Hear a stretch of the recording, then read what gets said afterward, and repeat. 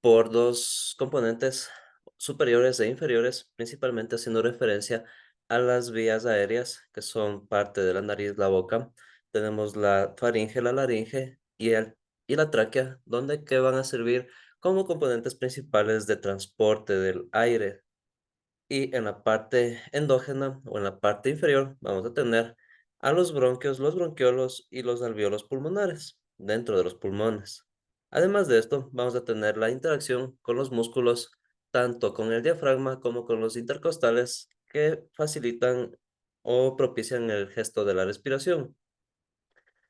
Estos componentes van a tener una función específica dentro del cuerpo y más que nada van a estar direccionados hacia la respiración, que es más allá que un cambio de aire entre la parte ambiental con la parte interna de nuestro organismo para que se den las reacciones oxidativas o se dé el intercambio de oxígeno por dióxido de carbono.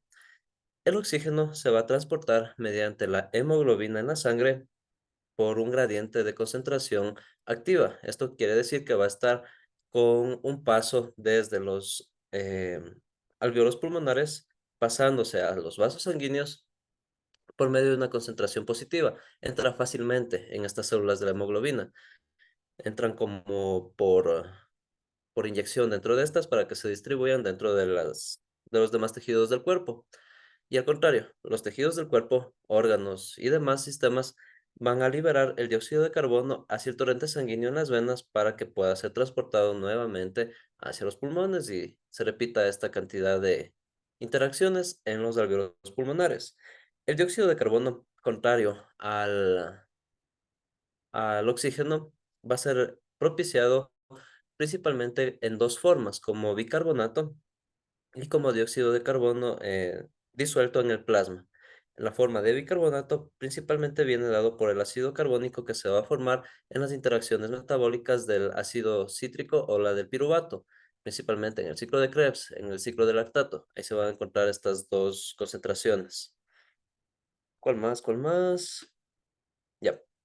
En la respiración, si bien nosotros podemos diferenciarlos como vías superiores y miembros inferiores del sistema respiratorio, también los podemos denominar como los que son de paso y los que son de intercambio. Los de paso, como dice su nombre, permiten el paso del aire por medio de las vías o de las fosas nasales hacia el interior del cuerpo, y en estas fosas nasales es donde que se va a calentar el aire para que pueda ingresar. La descripción de estas fosas nasales viene dado más allá que por cómo van a estar distribuidas dentro de la cavidad nasal. Si nosotros observamos estas, tienen además de que en el cartílago externo, los cornetes que lo van a formar le permiten tener una mucosidad. Estos cornetes se van a estar relacionados directamente con el etmoides, los cornetes superiores, y los senos esfenoidales y los cornetes inferiores van a estar relacionados con el esfenoides. El primero con el etmoides, el segundo con el esfenoides. Los unos se encuentran de forma profunda y los otros hacia los lados, por debajo de los pómulos del cigomático. En la cavidad nasal o en la nariz, si ustedes observan, como muchos de los componentes cartilaginosos dentro de este sistema respiratorio en especial, son compresibles. Ustedes pueden aplastarse así la nariz, así, bastantes veces y no pasa nada. Esto viene dado porque se necesita una adaptación y que puedan retomar a su posición normal, por así decirlo, para que puedan cumplir con el paso del aire. Ustedes pueden taparse una fosa, regresar a la normalidad, la otra también, o ambas. No hay ninguna dificultad en cuanto a que retornen a su forma o a su posición originaria.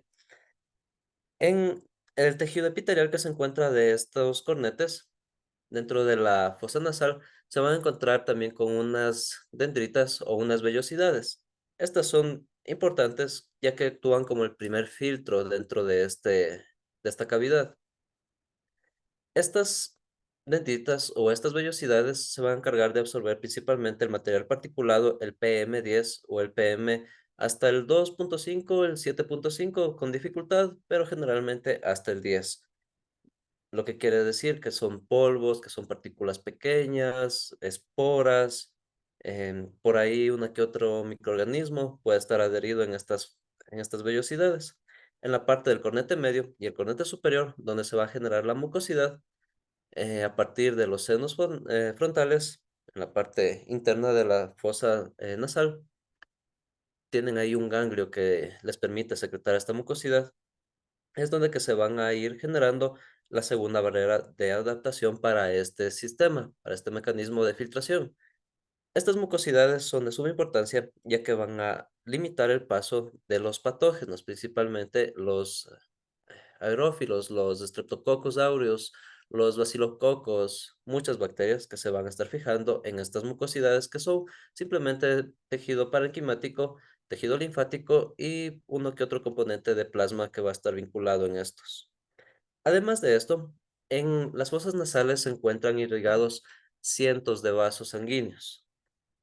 Dentro de todo el tracto respiratorio prácticamente se van a encontrar muchos de estos, pero aquí es donde que se tiene especial cuidado porque estos son más delicados, más sensibles al estar más expuestos. Si les debe haber pasado que les sale sangre, principalmente por un golpe, una laceración, y es de ahí que las hemorragias son abundantes. Más allá de esto, el intercambio gaseoso que se tiene y la cantidad de estos vasos sanguíneos, vasos, arterias, venas y capilares, principalmente los capilares, son los que le permiten tener una temperatura ligeramente elevada, por así decirlo, que permite calentar el aire exterior. Para que el aire ingrese por esta fosa nasal, para que pase por la laringe y la faringe, necesita tener una temperatura adecuada y además de esto una humedad relativamente baja. En ambientes que pueden ser dominantemente tropicales o subtropicales, la humedad no es un problema. Ni siquiera en la sierra, porque sí se tiene una humedad relativa del 0,6 a 0,8. En zonas desérticas ya implica un gasto, por lo que generalmente estas fosas nasales se las lubrica o se las humedece con oleínas o con parafinas. Esto quiere decir aceites o con vaselina, para que no se dañen estos vasos nasales, principalmente los capilares, que son más delicados. En la parte posterior del seno esfenoidal nos vamos a encontrar con una inervación principalmente que viene por los nervios olfativos que permiten tener esta capacidad olfativa, vaya la redundancia, de este órgano.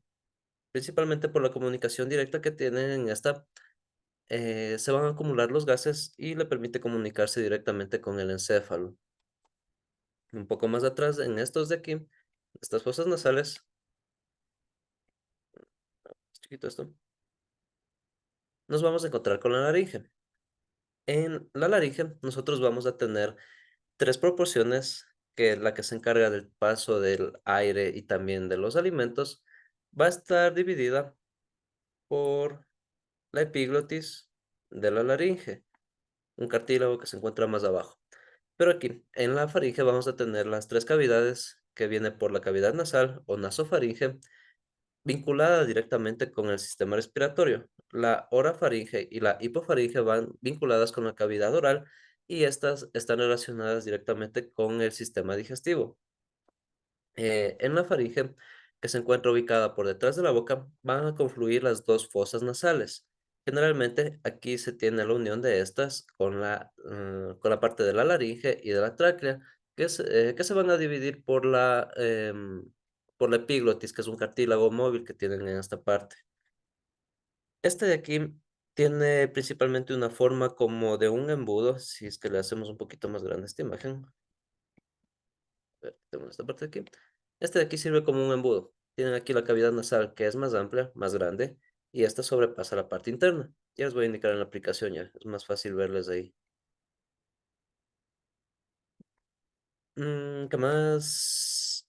Esto, principalmente, la faringe va a iniciar la diferenciación entre la cavidad nasal para el sistema respiratorio y la cavidad bucal para el sistema digestivo. En la laringe, nosotros nos vamos a encontrar principalmente con cartílagos que pueden ser impares o que pueden ser pares. Estos funcionan principalmente por las articulaciones que van a venir en la parte superior por los cartílagos impares, que ustedes tienen aquí. Desde la parte anterosuperior del ilioides van a tener los cartílagos cricoides, el tiroides y la epiglotis. Estos de aquí son cartílagos que van a tener un ángulo directamente hacia adelante y en la parte posterior tienen la facilidad de ser móviles, de que pueden deformarse como los de la nariz y que pueden retomar su posición original dependiendo de que si se va a plegar por la parte de la tráquea para la laringe o si se va a proporcionar para la faringe, perdón, para el esófago. Por debajo de la laringe, estos cartílagos que se encuentran en la parte anterior superior sirven principalmente eso, para diferenciar la parte que se va hacia los pulmones o hacia las vías respiratorias por medio de los bronquios y de la tráquea, y la otra que se va por el esófago para el estómago y que continúe el tracto digestivo. Pero también se van a encontrar con cartílagos pares, que se encuentran en la parte posterior, principalmente el arietoides, los corniculados y los cuneiformes. Estos de aquí principalmente son los vértices que le permiten formar la contraparte delantera que se encuentra aquí y además de esto van a dar el origen o van a darle la inserción hacia la glándula tiroides para que se pueda sentar en esa base, en la base de la cuneiforme. Un poco más abajo, en este tramo, nos vamos a encontrar con la tráquea, que principalmente va a estar formado por cartílagos que se encuentran superpuestos. Esta tráquea va a limitar principalmente en la parte dorsal con la columna vertebral y en la parte anterior con los plexos del corazón en la cavidad mediatrial y con las cavidades pleurales. Esta tráquea principalmente va a servir como un paso, como un tubo de conducto hacia las dos cavidades pleurales que se dirigen en cada uno de los pulmones. Tiene la capacidad, además de esto, de que va a ocupar un espacio considerable entre el cuello y el tórax para que se pueda distribuir el aire que ya ingresó. La capacidad que tiene los pulmones generalmente es de 3,5 litros, pero si sumamos la capacidad de la tráquea, tenemos aproximadamente 0,2 a 0,3 litros adicionales. Esto de aquí va a tener también una musculatura insertada que facilita, por mediante los músculos lisos, va a facilitar el paso de las mucosidades y también va a permitir el paso o la liberación del aire en la respiración diafragmática. Es importante de que esta respiración sea controlada lo más que se pueda, ya vamos a ver por qué. Principalmente en los procesos deportivos, las apneas y en los procesos degenerativos o los vicios que se tienen, como los ronquidos o las asfixias en la noche de esta vía, dependen mucho de la musculatura de esta tráquea, ya que si desde esta parte se tiene la debilidad muscular o se la tiene como por la mala educación respiratoria, digámosle, se la tiene descuidada, esta de aquí es la que incide en esas enfermedades. Además de esto, la cavidad de la tráquea permite de que la potencia o de la fuerza con la que se expulsa el aire por medio de los intercostales y del diafragma, se comunique con la parte posterior de la faringe, donde se van a encontrar las cuerdas vocales. Este tubo de aquí, que es una parte móvil, por así llamarlo, le permite de que se modulen en la parte superior, en la parte de la faringe, las cuerdas vocales y que éstas puedan tener distintas tonalidades, distintas vibraciones, principalmente eso. Estas dos van a colaborar en el habla y en la proporción que se tiene en las ondas sonoras de la caja torácica. Un poco más abajo vamos a tener la división de los bronquios y también de los bronquiolos. Estas son ramificaciones que van aproximadamente a ser 22, 23 ramificaciones a cada uno de los pulmones y pequeñas ramificaciones más profundas llamadas bronquiolos que van a derivar en los alvéolos pulmonares. Generalmente estos son la última parte intercomunicativa desde las vías aéreas o desde los órganos de paso o de conducto hacia las cavidades pleurales o hacia los pulmones.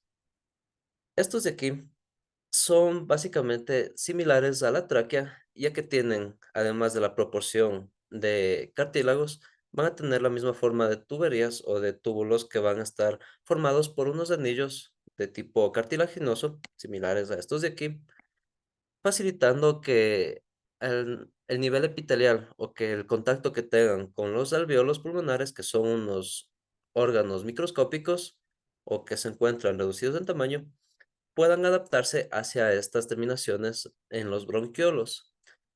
Cada uno de estos va a tener divisiones, cada bronquio, en bronquiolos más pequeños, que se los denomina como bronquiolos pulmonares, y estos pueden ser segmentados o pueden ser lobulares. Segmentados cuando van a estar principalmente formando estas ramificaciones secundarias y lobulares cuando ya forman los lóbulos alveolares. Los que nosotros también podemos subdividir van a ser por los conductos que tengan en las inserciones de los vasos y de las arterias y de las venas. Principalmente porque en estos compuestos de aquí, en esta parte terminal de los bronquiolos y de los bronquios también, se van a estar irrigando muchos capilares y muchas arterias y muchas venas para el intercambio gaseoso. Por la facilidad que tienen estos de ser un cartílago contráctil, van a responder conjuntamente con los pulmones en el gesto de la respiración. Cuando ustedes inhalan, cuando llevan el aire todo hacia los pulmones, estos se van a expandir, propiciando principalmente desde la cavidad torácica, toda esta parte de aquí se va a extender conjuntamente con el diafragma que viene en la parte inferior de aquí, y eso le va a permitir de que los bronquiolos y los bronquios acaparen la mayor proporción que tengan dentro de sus pulmones. Los tamaños de estos van variando, principalmente por la disposición del corazón, donde que el izquierdo va a tener una dominancia sobre el derecho.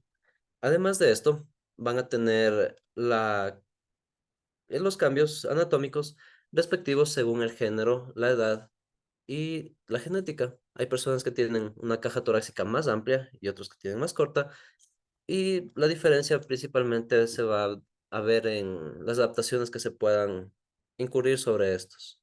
Si han escuchado tal vez algún momento un concierto de música ranchera de Vicente Fernández o de Alejandro Fernández o del, ¿cómo se llama este programa? ¿Cómo se llama el Divo de Juárez? Juanes. Ay, no, Juan Gabriel. Juan Gabriel, ese man.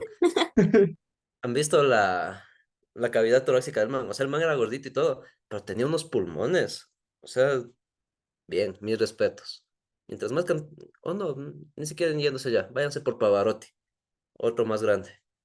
Tienen una cavidad torácica más amplia por la educación que tienen con los, no solamente de la tráquea, sino también de los bronquios, que puedan acaparar mayor cantidad de aire y que la potencia, la fuerza con la que emiten su voz, ellos no necesitan micrófono para cantar en un estadio o en una plaza o en un anfiteatro.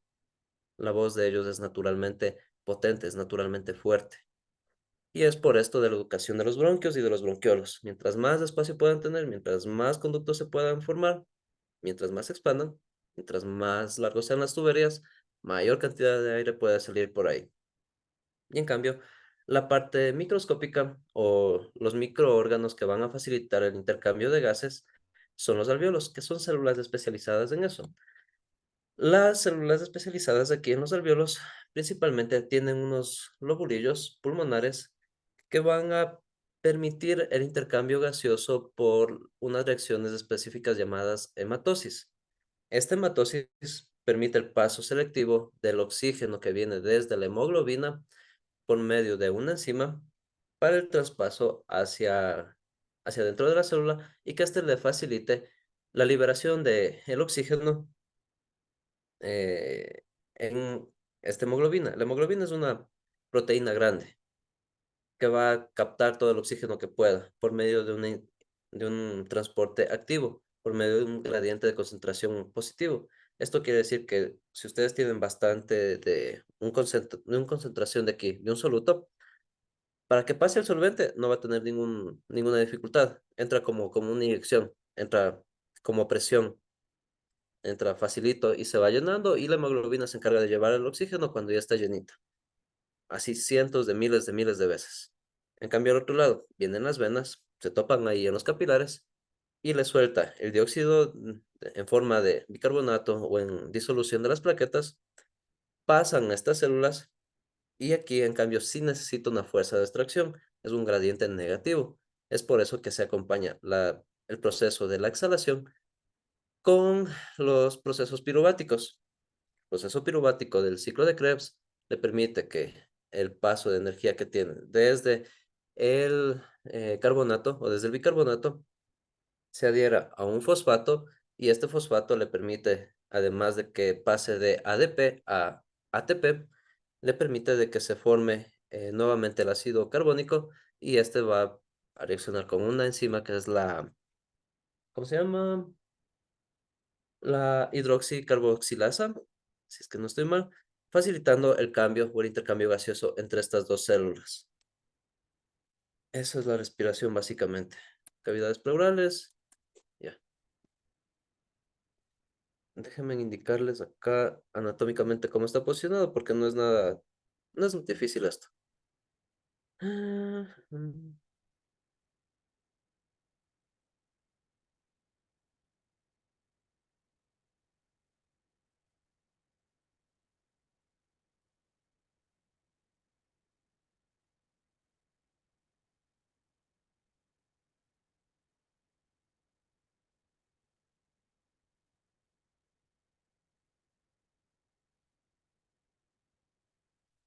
respiratorio. No hay una que está. No. Vamos viendo por partes.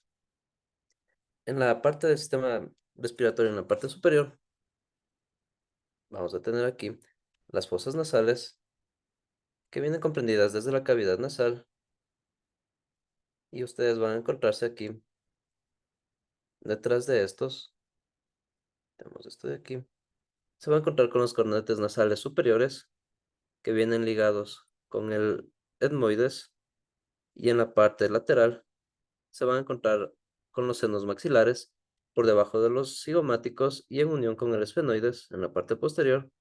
Se encuentra también con los senos frontales y también con los senos etmoidales. Estos de aquí, si ustedes observan, van a tener la conexión directa con estos dos huesos en esta parte media. Aquí, aquí. Se salió.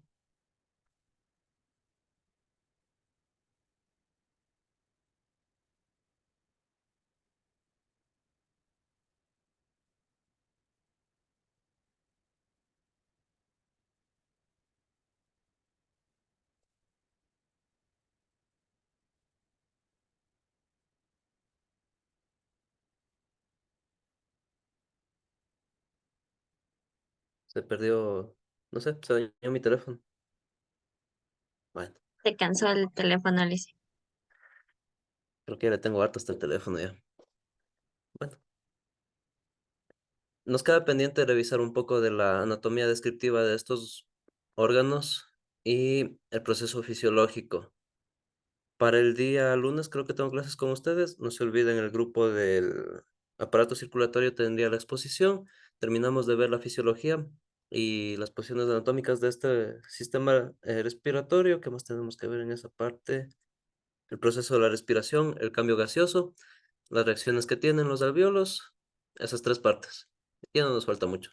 Estas clases, ya les digo, las del sistema circulatorio, las del respiratorio son más cortas. La que es larga es la del sistema nervioso y la del sistema endocrino. Pero eso ya está en el segundo parcial. Con eso completamos lo del primero y ya.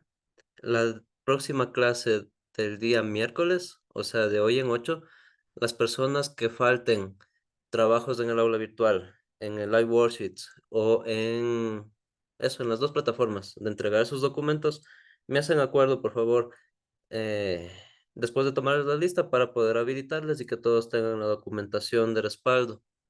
Luego de eso, ya no recibo más. Creo que ya. Capito, Sí, de profe. capito. Entonces, creo que podemos terminar la clase del día de hoy. Y ya conmigo no se ven, entonces